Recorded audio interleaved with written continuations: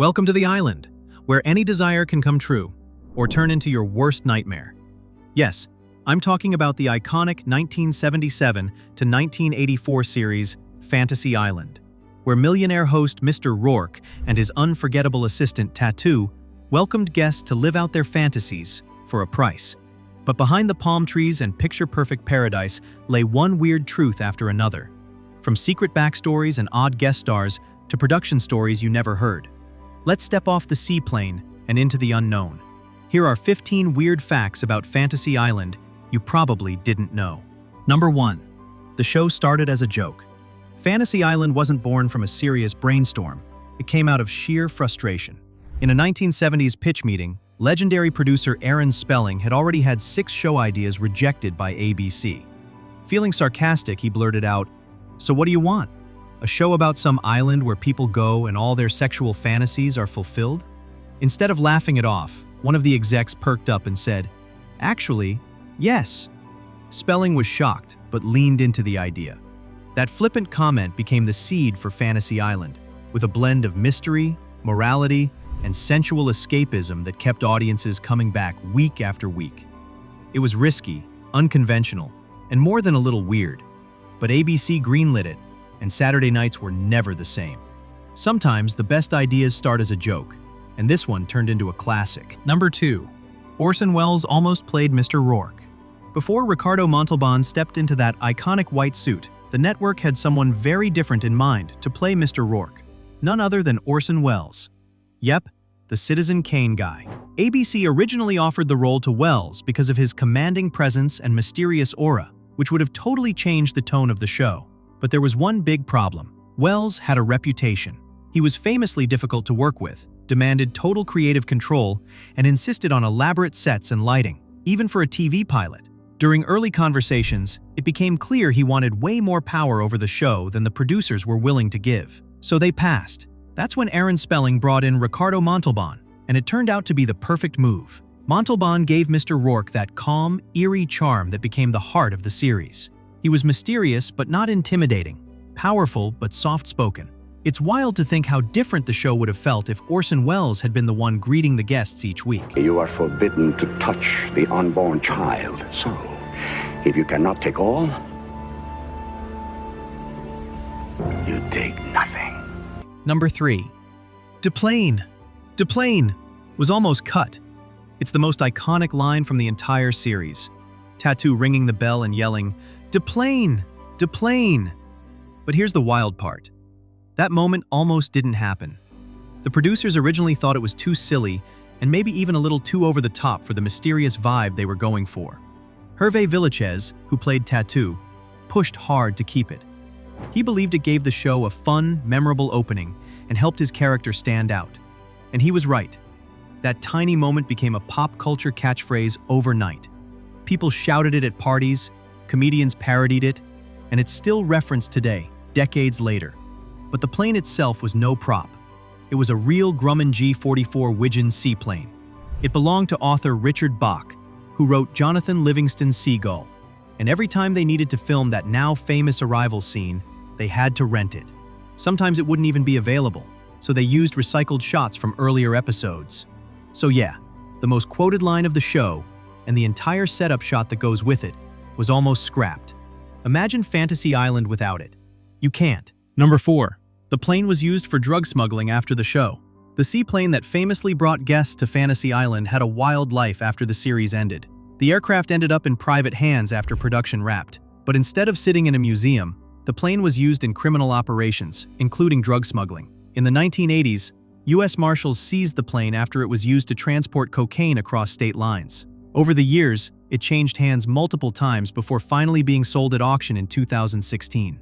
From pop culture icon to federal evidence, the plane story is one of the strangest examples of TV memorabilia gone rogue. What was once a symbol of weekly adventure and fantasy became a vehicle for illegal activity. Today, it's a collector's item with a backstory almost as bizarre as any episode of the show. Number 5. Mr. Roarke might have been immortal? The show never spelled it out, but fans, and even some writers, believe Mr. Roarke was more than just a charming island host, maybe even supernatural. He never aged across the show's 7 seasons. He spoke ancient languages, revealed deep knowledge about his guests' lives, and acted like he had first-hand experience with historical events. There were episodes where he faced off with dark forces, and others where he seemed to possess unexplained abilities. Some viewers even thought he had psychic powers or could control objects with his mind. Ricardo Montalban once said in an interview that he pictured the character as a fallen angel, trying to earn redemption by helping others. While ABC never confirmed this backstory, the writers often hinted at something otherworldly. So next time you hear "Welcome to Fantasy Island," just remember, you might not be dealing with a man at all, but something much older and far more powerful. Number 6. Tattoo almost got replaced. At the height of Fantasy Island's popularity, ABC execs had a bold and frankly awkward idea. Replace Tattoo with an attractive female assistant. The goal? To boost ratings with more sex appeal, but producer Aaron Spelling wasn't having it. Spelling, along with his producing partner Leonard Goldberg, flat out refused the network's request. They believed the chemistry between Hervé Villechaize and Ricardo Montalban was essential to the show's charm.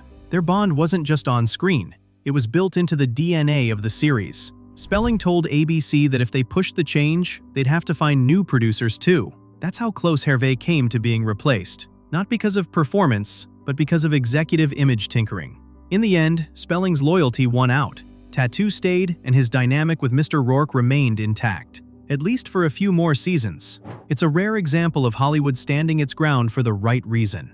Concussion can kill you, but I can't feel you. I'll carry your heart high above. Number 7.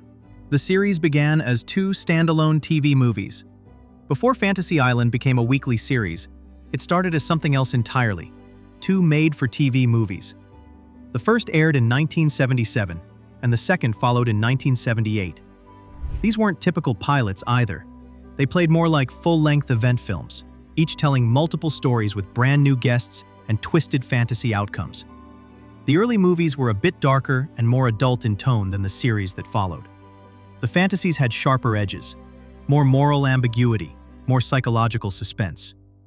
Viewers responded well, and the ratings were strong enough that ABC ordered a full season. Interestingly, many of the key ingredients were already there. Ricardo Montalban as the calm and cryptic Mr. Roarke, Hervé Villechaize as Tattoo, and that unforgettable opening with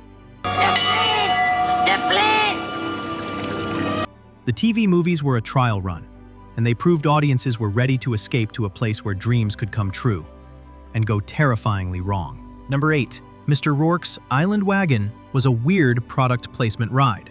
Believe it or not, Mr. Roarke's Island Ride, the car seen ferrying guests through paradise, was actually a Plymouth Volare, the same modest car you might have seen in a grocery store parking lot in the late 70s.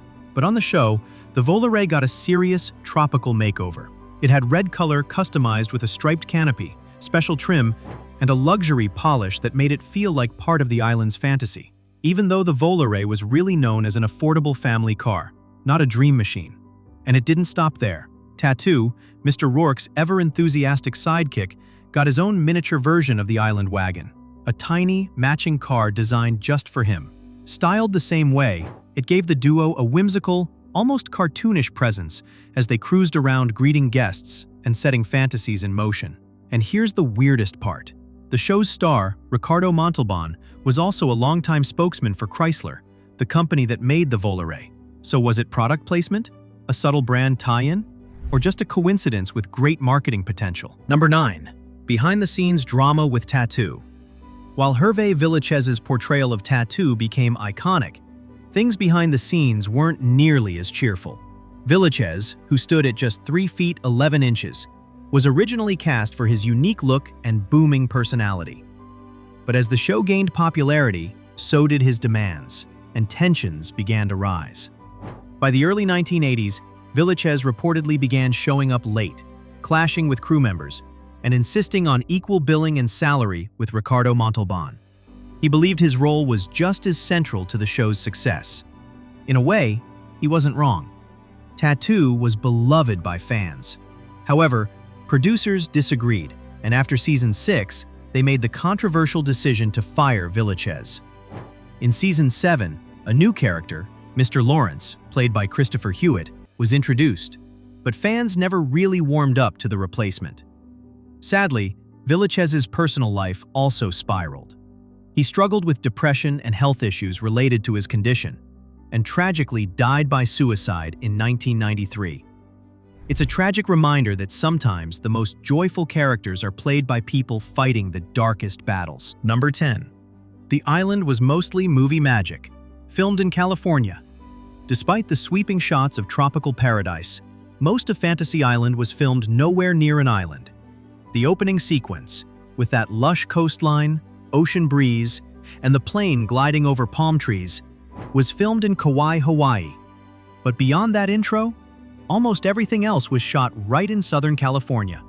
The main outdoor scenes were filmed at the Los Angeles County Arboretum in Arcadia, California. That's where you'll find the famous house seen in so many episodes, now known to fans as Roarke's Mansion. The exotic plants and wide-open gardens gave just enough island flavor to fool the average viewer. Indoor scenes were handled on sound stages at Burbank Studios. This was a classic Hollywood illusion, using clever cinematography, a bit of stock footage, and smart set design to create the fantasy of a remote, magical island. Most viewers had no idea they were looking at a public botanical garden just outside LA. It goes to show, on Fantasy Island, even the island itself was part of the fantasy. Number 11. The hidden feud between Roarke and Tattoo. On screen, Mr. Roarke and Tattoo were the perfect duo. But behind the scenes, things weren't so friendly. Actor Hervé Villachez reportedly became frustrated with his treatment on set, including rumored resentment over Ricardo Montalban's higher pay. While full details aren't confirmed, Villachez was known to have clashed with producers and co-stars. Some accounts say their relationship turned icy as the seasons went on. The exact reasons are unclear. Some say it was money, others say it was ego. Still, the cheerful image presented on TV sharply contrasted with what was happening behind the camera. Villachez's behavior became more erratic, and ABC eventually let him go before the final season. The drama behind the scenes adds a new layer to the show's legacy. Fans never suspected that the island's iconic duo may have barely been speaking between takes. Number 12. Guest stars were recycled, a lot. If you binge Fantasy Island today, you might start thinking, wait, didn't I just see this person last week? And you're not wrong.